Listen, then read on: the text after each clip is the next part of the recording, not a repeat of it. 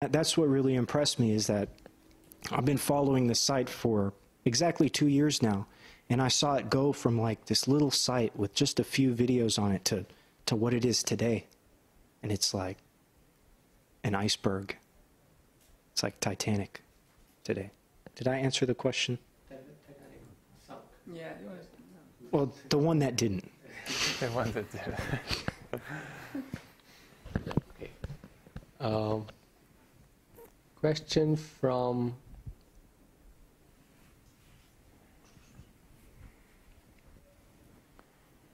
I guess Ronald's question was answered.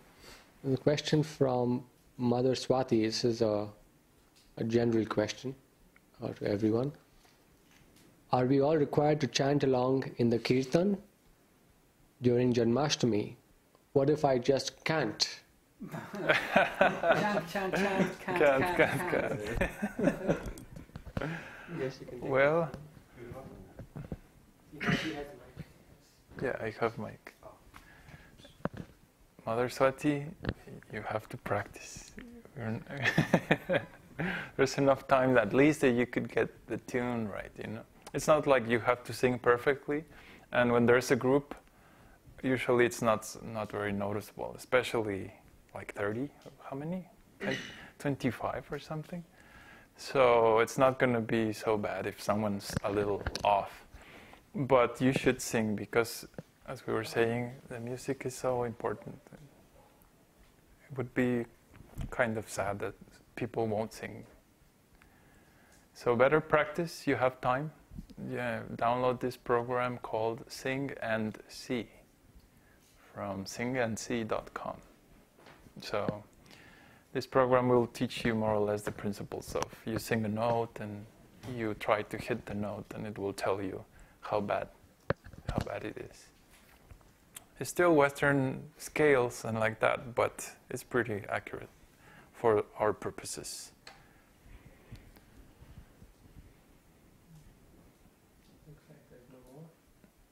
Okay. Anyone? Any question for Peter? No? Okay. Well, thank you for coming, Peter. It was nice to have your Thank you for having me. association. From our point of view, let me tell the other side of the story. From our point of view, any time someone new comes in, it's like a roller coaster ride, because we're so like used to being in the mode of goodness or like settled in certain rhythm of the daily routine. Usually when someone comes, because they come with so many ideas of the Western world and bad habits and things like that, usually the first week or two is always like, don't do this, don't do that, don't do this, don't do that. And it happens to everyone. I mean, it's just like the contrast between material life and spiritual life is so big that the first 2 weeks is just like adapt. Don't say this, don't do this. And it seems like it's military or something. But actually, once the person like realizes, then this phenomenon happens that you see the contrast and like, oh, this is so much higher than what I thought.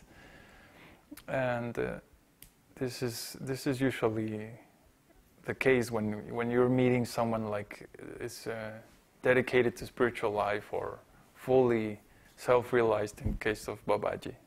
It's just like a big gap. So Peter came and took a while to adapt. But eventually, like the last 3 weeks, he stayed a month over here, a month and a week. So the last 3 weeks, he started to get it. And by now, he's like in the routine and he's doing his service and everything is nice.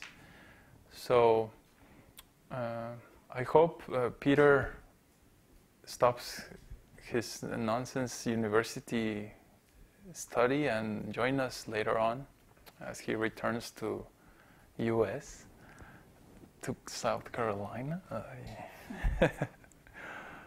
I think it's basically automatic. After you taste something pure and nice, when you go back to something completely opposite, then it's like there's no way of tolerating. It's just too hard, you know. It's too hard. Yeah, I'm going to. Don't worry. You don't have to tell me that. Okay. Be there as soon as possible. So that's it, right? Oh, okay. There's more questions. Ronald is asking, did Babaji do a chart on your birth, and did it help you see things any better? If you don't mind me asking.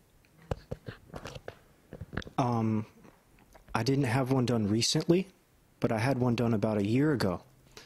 And it was very surprising because, like, for example, my Mars period, like about 2 or 3 years ago, my Mars ended and my Rahu period started. And like almost at the exact same time, I was doing extreme aggressive rollerblading very seriously for 12 years. And looking at the Yotish chart, it almost exactly lined up with my Mars period. And then when my Mars period ended and my Rahu period started, that's exactly when, you know, my interest in this sport stopped.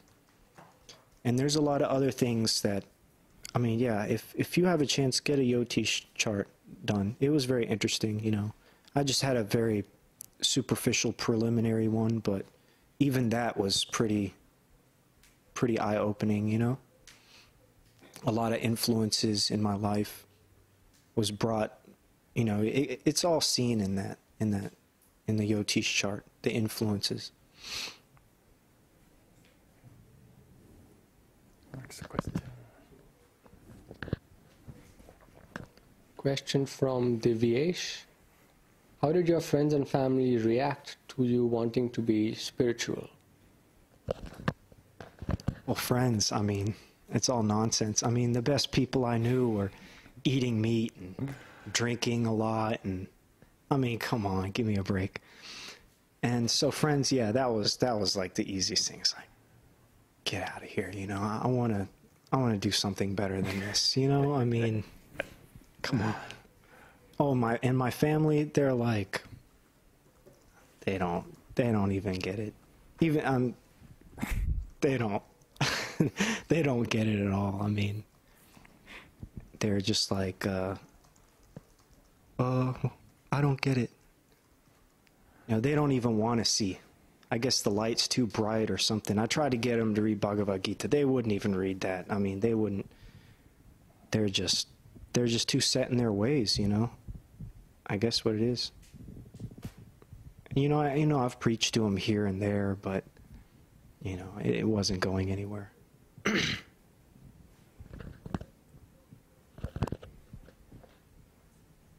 There's a general question from a new visitor called Keshab. He's asking, what should I do to make my service more deep? I am chanting from the last 1 year. I posted a question asking him to tell us a little bit more about his background, so it's easier to answer the question. Yeah, sounds good. Waiting for him to type. Yes. Yeah, the basic questions like, do you have a guru? Things like that. Are you initiated?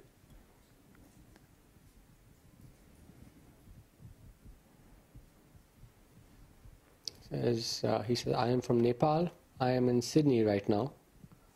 My family background is Vaishnava. And so the first question is, do you have a guru? A bona fide guru? Are you initiated?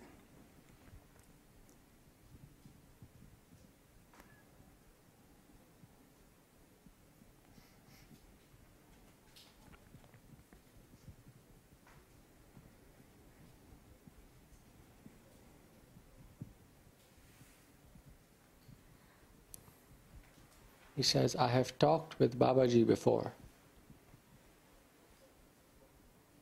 Okay. So I guess that means no guru. Or no initiation, at least. Okay. He says, I watch you guys every time. I see. Okay, well, there's these stages for spiritual life, and at the beginning is faith, then you start hearing from other devotees, and then you serve the spiritual master.